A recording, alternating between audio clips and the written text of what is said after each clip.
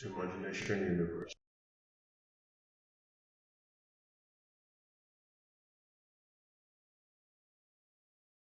The peaceful and esteemed neighborhood was jolted by the sound of a fierce gun battle. The noise frightened the neighbors, prompting them to hide, but curiosity got the better of them, leading them to sneak peeks through their windows. What made this situation even more startling was that the commotion originated from the house of a well-known philanthropist who happened to be one of the wealthiest residents in the area. The police had surrounded the house, exchanging gunfire with the individuals inside. People couldn't help but wonder, was there a hostage situation?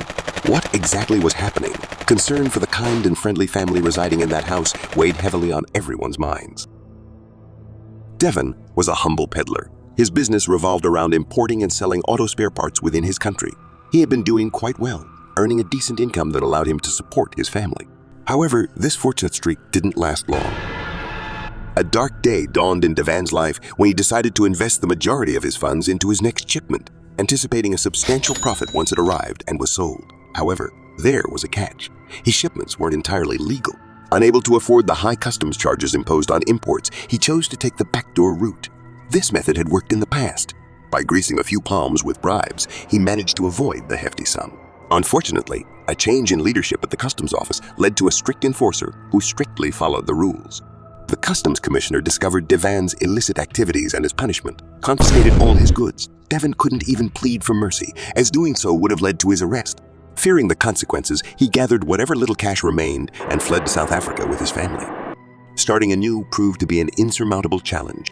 In South Africa, Devon struggled to find a decent, well-paying job. With no funds to start a business, he turned to what he believed was the next viable option: selling drugs. Desperate, he reached out to his underworld acquaintance, Stewart, who was deeply involved in the drug trade. Devon pleaded with Stewart to allow him to work in any capacity, and after careful consideration, Stewart relented. Thus, Devon became a low-level drug retailer, engaging directly with customers and clandestinely selling drugs. Despite his position, Devon's business acumen enabled him to generate considerable profits from the drugs he pushed, albeit at the lower rungs of the trade. Over time, Devon grew weary of being a mere retail drug seller. He yearned for more, driven by his entrepreneurial spirit and connections. However, he couldn't approach Stewart, knowing that Stewart also answered to someone higher up and had limited authority. Determined, Devon found a way to approach Stewart's boss without Stewart's knowledge. When Stewart discovered Devon's clandestine dealings, he was furious. They had been meeting weekly, with Devon providing the cost price of the drugs he had sold while receiving a new batch to sell. On that fateful night during their exchange, Stewart had more in mind. After collecting the money from Devon, he drew his gun, pointing it menacingly at Devon, who was now gripped by fear and confusion. "You thought I wouldn't find out that you met my boss behind my back?" Stewart seethed with anger. Devon trembled visibly, attempting to fabricate an explanation, but Stewart had already made up his mind. He shot Devon, callously spitting on his body before seizing both the money and the drugs. Yet, Devon's spirit remained unbroken. He survived the attack, summoning the last vestiges of his strength to drag himself back home. Immediately, he urged his wife Chen to pack their belongings. They had to leave.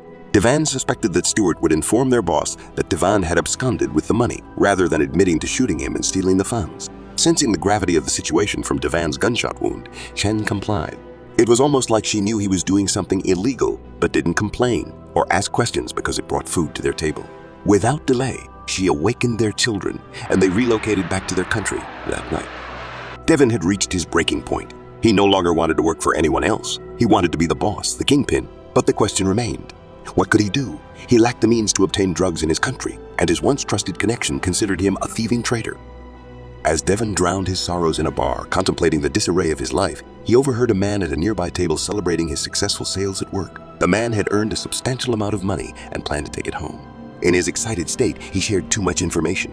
It was as if fate had answered Devon's chaotic existence. He decided to rob this man. Devon patiently waited for the man to leave the bar, then discreetly followed him to his residence. Once he had obtained the man's address, Devon hurriedly sought out a group of gang members that night. He pitched them an opportunity for fast money, managing to convince 4 of them to join him. Together, they armed themselves with guns. These men were notorious, but Devon trusted in his ability to handle such individuals. That same night, they broke into the man's house, their faces concealed by masks. They threatened the man, demanding he hand over the money. However, the man denied having any knowledge of it, attempting to safeguard his wealth.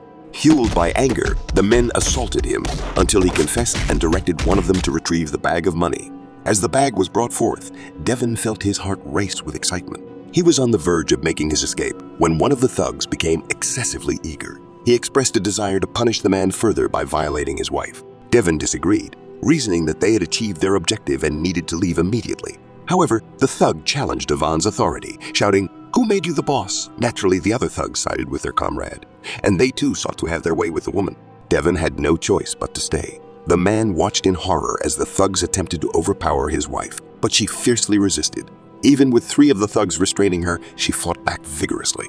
In the midst of her struggle, she inadvertently kicked the leader of the gang in the face. Enraged, he mercilessly shot her multiple times, devastating Devon. With that done, they all ran, leaving the man wailing for his wife. Devon was infuriated. This was not how professionals operated. No one had to die. However, he couldn't take on the entire gang by himself. He felt powerless and didn't want them to kill him or rob him of his share.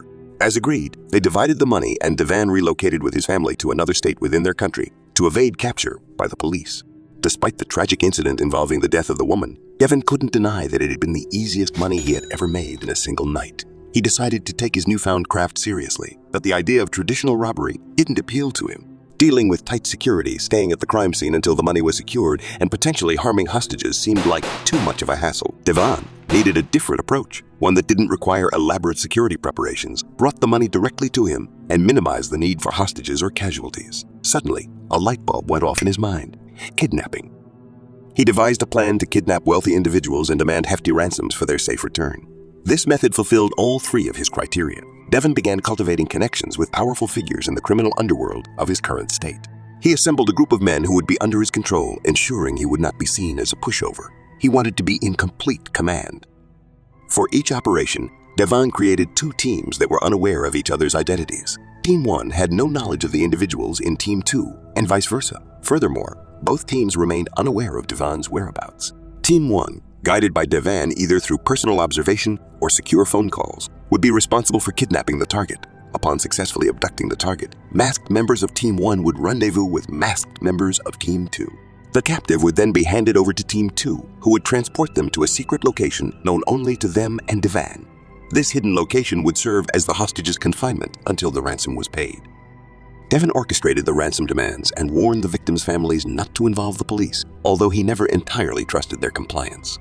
On the day of the exchange, the families would be monitored by Devon's men, while Devon himself controlled their movements to ensure they were not being followed. Once Devon's men confirmed that the coast was clear, he would reveal the exchange point to the family. Team 2, heavily armed, would await the rendezvous with the hostage. The exchange would take place, and Team 2 would quickly disperse, changing vehicle plates or abandoning the car altogether. The money would be brought to Devon at their hideout, where he would divide the spoils. He would also pay tribute to the leaders of the underworld as a sign of respect and to secure their cooperation and discretion.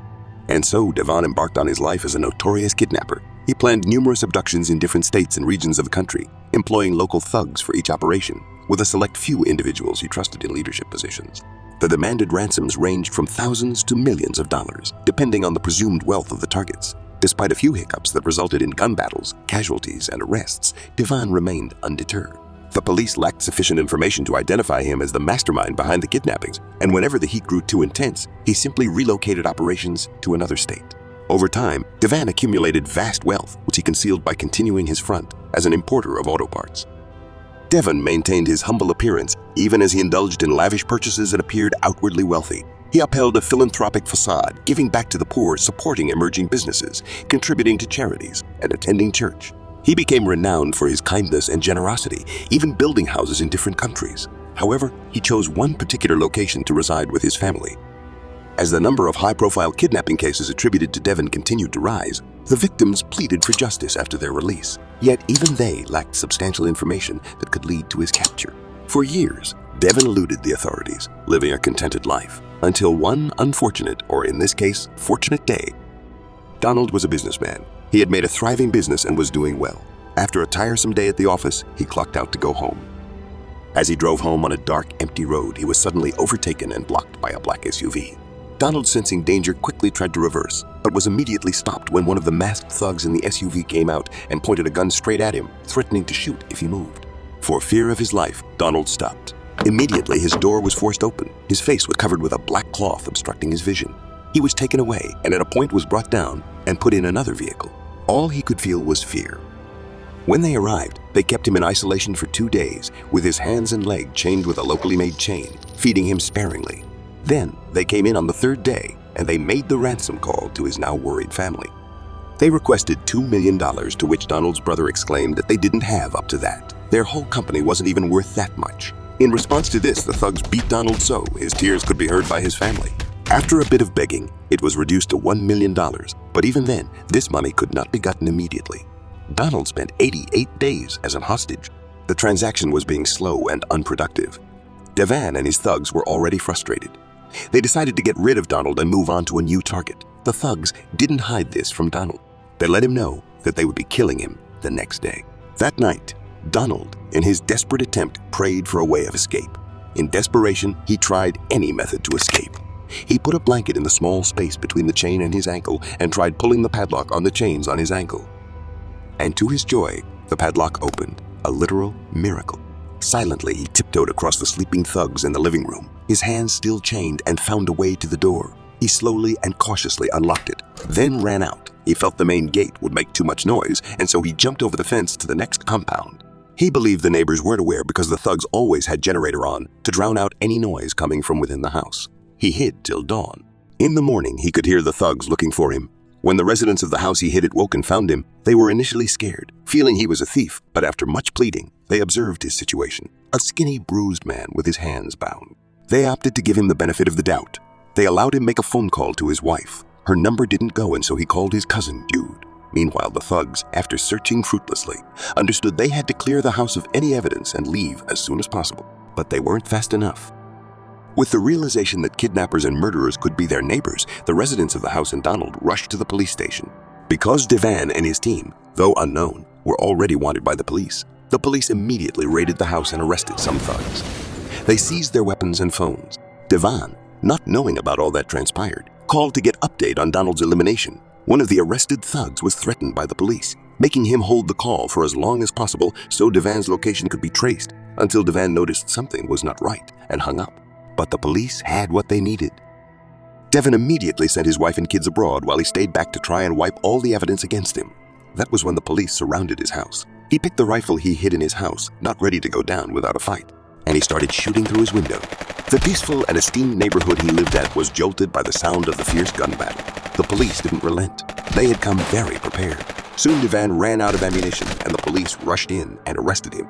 People were shocked when they saw the millionaire they knew as a generous and caring person being led away in handcuffs. The news of his arrest quickly spread like wildfire, capturing the attention of everyone, and Devon earned the notorious title of the Millionaire Kidnapper.